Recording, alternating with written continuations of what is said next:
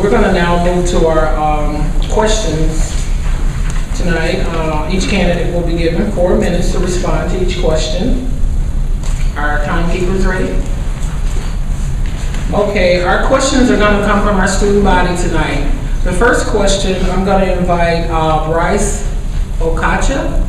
Is he in the room? Is Bryce here tonight? No. So I'll ask his question. The Minnesota Secretary of State currently provides election-related information. In other U.S. states, the Secretary of State provides neutral information about candidates. Do you believe that the Secretary of State has the duty to ensure voters are informed about candidates and their position prior to Election Day? And if so, how would you go about doing this? We're going to start again with you, Mr. Helen. Great question. I wish Bryce was here. I could respond directly to him, but I'm glad you're here. The question is, should the Secretary of State be responsible for providing information for candidates beforehand? And the answer is obviously yes. The real question is whether or not they have some duty to go above and beyond and provide information. I guess I would understand it as some sort of interview or questionnaire to get kind of a consistent forum where you'd be able to hear all the candidates respond to the same things. I don't necessarily think that's what we need in the role of Secretary of State. What we really need is to have the Secretary of State reaching out to people on the type of platforms that they use. I think there's a lot of modernization that we're really looking to put into the Secretary of State's office. So it's very, very slick for you. It's probably going to be on your phone, if that makes sense. If you were watching the primaries the night I was in a very close race and I was watching the Secretary of State's website. There's times that it had gone down because of the volume that was being funneled that way. So to answer the question real directly, no, I don't think that the Secretary of State needs to elicit certain information from candidates, but they need to be responsible for collecting all that information. And once they have that information as it's provided by the campaigns, it's their responsibility to provide accessible means for people to obtain, who that candidate is, where they live, which parties they represent, obviously, their websites. So we do need to modernize. That's going to be a theme that you'll hear me talking about all throughout the evening, is that government works at a slow pace. I've worked in the state executive branch for many years, and when we want to make technology changes, or even when we want to make subtle policy changes, it's got to go through a bunch of people. That's one of the reasons I'm running for this executive position, because I want to be the one that's accountable for the types of changes that I support. And I know a lot of Minnesotans, especially younger people and people that are tech savvy, we need to reach out to them on their level. So I'll yield the remainder of my time. All right, so we'll move the question to Mr. Sievers. Thank you. And I believe that, we as citizens have a responsibility to our government, that we hold our government accountable. That's one of the reasons that I'm running.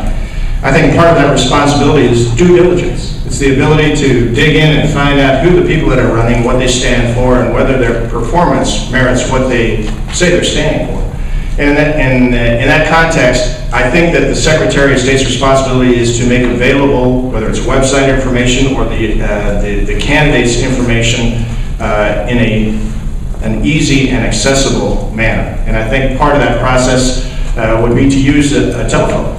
Make a telephone app that basically says, here's the individuals that are running for these particular offices. You go to the Secretary of State's website, and it'll delineate that, then it has links to the individual websites. Everybody's using phones now. I mean, it's home-based computers are almost going the way of the buffalo, but I believe that the apps are going to be more and more applicable on the phone side. And in this process, as I get back to the initial issue, is the Secretary of State responsible to ensure that you, the voter, are knowledgeable about who's running it. And I would say Secretary of State's office has a responsibility to the public to ensure that that information is readily available. But as we know, people many times just get engaged with life, and government becomes a low priority. That's problematic, because our elected officials directly affect what happens to us in the non-election years. And one of the things I've been working on is a project called Minority Liberty Alliance. We put together a C4 that deals with the minority communities and getting them engaged in the political process. And I'll talk a little bit more about that, but part of this has been getting into those communities and helping them to understand the benefits of being engaged in the political arena. Many of them come from foreign countries that come here because of the opportunities that America has.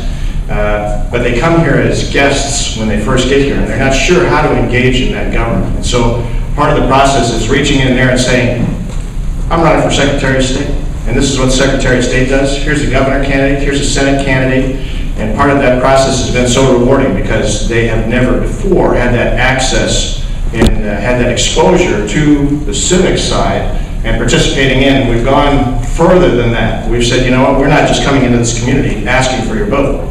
We want to come into this community and we want to identify people who have the potential to serve in government, who have the heart's desire to serve their community with the community values that they hold, and then train those individuals on how to run for office. So one day, their face is on that election piece that basically says, this individual is now in government representing your voice, and you have direct access to some of your own. So part of that process has been very rewarding. I think going back to the original question, again, Secretary of State should provide that information, but is not duly sworn to make sure that that's in every person's brain. So I appreciate it, and I will yield the rest of my time. Thank you, Mr. Severson. You may proceed, Mr. Stein. Well, thanks a lot.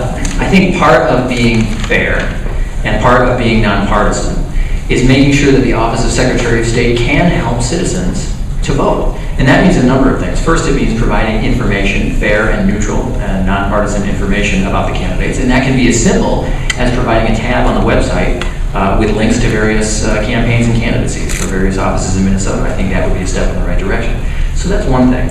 But another related thing is to make sure people know about the processes in Minnesota. You know, I mentioned in my opening that Minnesota, 9 out of the last 9 elections, has been #1 in the country in turnout. Just think about that. I mean, that's a great streak. But even if it wasn't a streak, even if it was 4 or 5 out of the last 9, that's something to really be proud of. And I think there are a couple of reasons for that in Minnesota.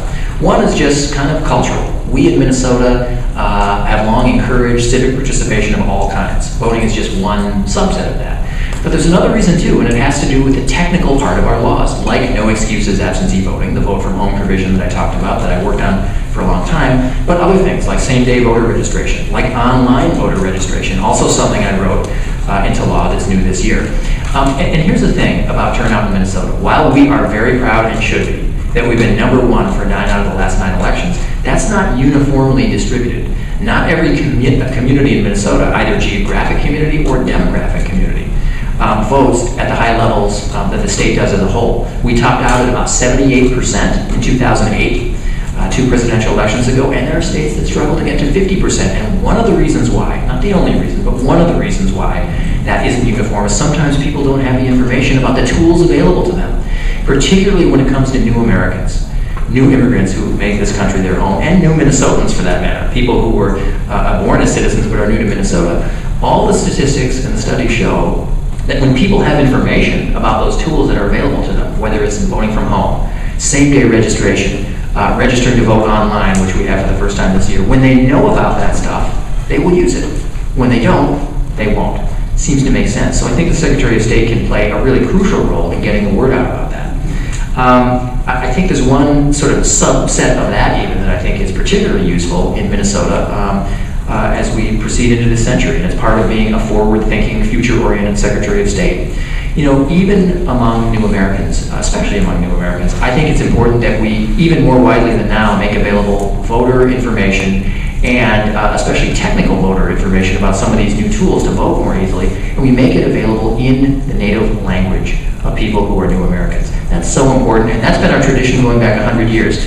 You know, I remember seeing something from the Minnesota Historical Society that I think might blow some people away a little bit. Back in 1896, as early as 1896, Minnesota was printing election information, including ballot instructions and other information, in foreign languages. The languages were different: French, German, Italian, Finnish, Swedish, Norwegian. The languages were different, but the principle was not.